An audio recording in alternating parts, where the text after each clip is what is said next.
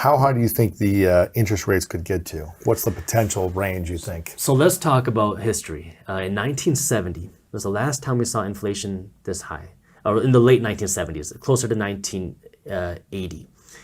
And in that time, we were facing double-digit inflation. And in order to fight that inflation, the Federal Reserve then said, either we can fight the slowing economy or we can fight the inflation. Similar issue. It was called stagflation. Stagflation is a very weird economic concept where you have a slowing economy and you also have rising costs. So it's like the worst case scenario. Sure. And so during that time, they said, okay, we have a slowing economy and we have high inflation. We're gonna say, ignore the economy. We're gonna bring down inflation because that will save our dollar. It'll save the currency. And so what did they do? They jacked up interest rates, and mortgage rates were almost 20%. What? When was the last time it was over 10? You remember? In the 90s to early 2000s, around that time. It Really? was 90s probably. Yeah. It was the last time it was over 10. So if it went over 10 now, what do you think would happen? If the Fed continues to jack up interest rates to bring it over 10%, home prices will have to go down. I mean, Because people won't be buying. you can't afford the home at the same interest rate today. And that would also significantly hurt businesses because the businesses that are relying on debt, they're going to see a big pain, a big crunch. And so that's where the Fed is facing a big dilemma. They're hoping that inflation will go down. But the question is how?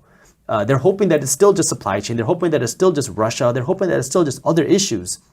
But the one issue they never talk about is the money printing and the stimulus. And that's the concern. If we really want to get serious about fighting inflation, we might have to get more aggressive. And if we get more aggressive on inflation, it's going to hurt the economy. Even a previous Federal Reserve chairman said that we need to crash the markets because we need to get serious on inflation because we don't want to deal. A currency crisis would be even worse than just dealing with a recession.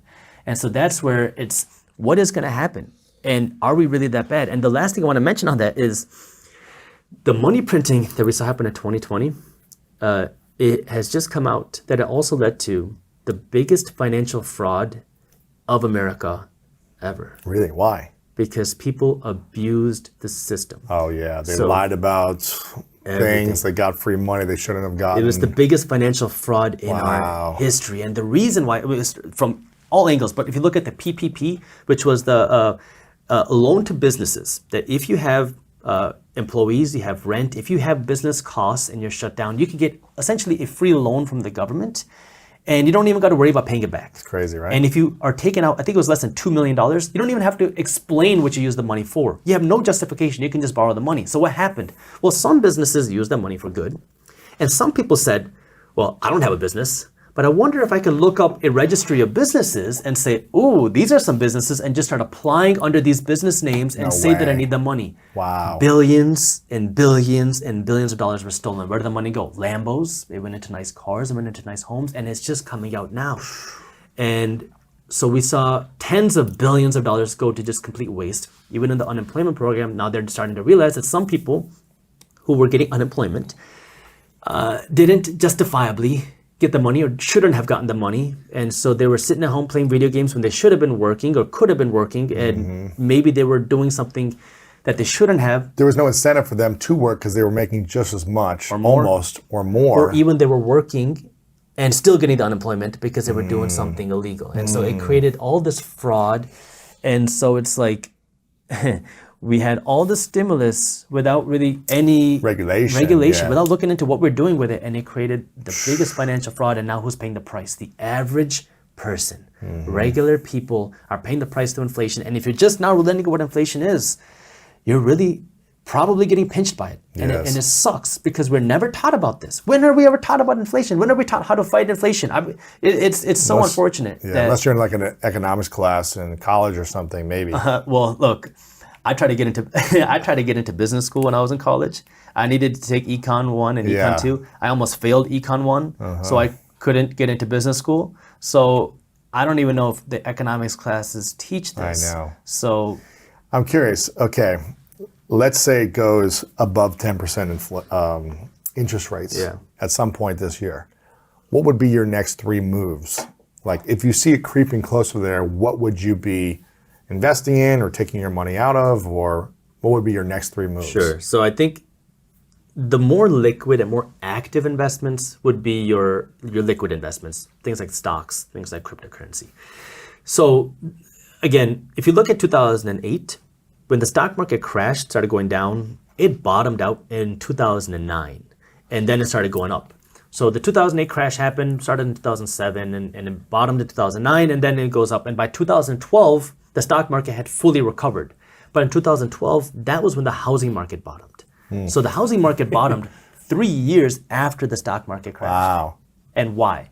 Well, the stock market has a lot of panic, it has a lot of emotions, and you can oversell very quickly because it's all emotions, right? When you see the headlines on the news talking about what's happening in the markets, people get scared and they Sell start today, panicking. right now. And then you see assets go down, and then you go, oh my God, my assets down 30%. I want to sell my stocks, and then it keeps going down. And so it's a very emotional driven, and it can happen essentially in the blink of an eye because you can buy and sell stocks in a second. The housing market doesn't work like that. The housing market has a much longer lag time because it can take easily 30 to 90 days to buy and sell a home. And so you just understand that the housing market moves significantly slower. And so if interest rates, say, went up to 10%, I have a strong hunch that the stock market would get hurt bad. And I think there would be a lot of opportunity there. But In the stock market. In the stock market. To invest then in the stock market, Yes, yeah. and that's if you believe in the American economy. I do. If you think the American economy is going to be strong in 10 years, 20 years, then there's opportunity there for you. And so what that would mean for me is looking for strong companies that are not going into bankruptcy, that I can find opportunity to purchase. And if you're not interested in investing in individual companies, if you're not willing to spend the time doing that, because I think the majority of people should not be investing in individual companies because they're not willing to put in the time, effort, research, and have the psychology to do that, then you can just look into an ETF that gives you exposure to the general stock market, the S&P 500, which is the biggest 500 companies on the stock market. And now you're just investing in a piece of America, and you're able to buy it at a discounted price. So that's what I would say there. And then if you're talking about cryptocurrency, you have to first, I'm not here to tell you believe in crypto or don't believe in crypto. That's not what I'm here to do. If you believe in crypto, I invest in crypto. If you believe in the technology, you have to be willing to weather the storm, and you have to be willing to understand that, price makes changes the sentiment of crypto. Because when prices of crypto go down, people think crypto is fake. It doesn't matter. When prices of crypto go up, people think, oh, it's the future. And so if you really want to be an investor, you have to be able to cut through that emotion and cut through the noise and understand, okay, I like the blockchain, I like the technology. I'm not investing in the meme stuff. I'm investing in something that has actual value that can actually create change, and then that can be an investment for you. If you enjoyed this short clip from my longer videos, here's another clip that I think you'll love. And while you're at it, if you're interested in learning more about how to start generating passive income, our team put together an amazing guide on how to start generating passive income for free. All you gotta do is click that button right over there. Thank you for watching, and as always, keep hustling.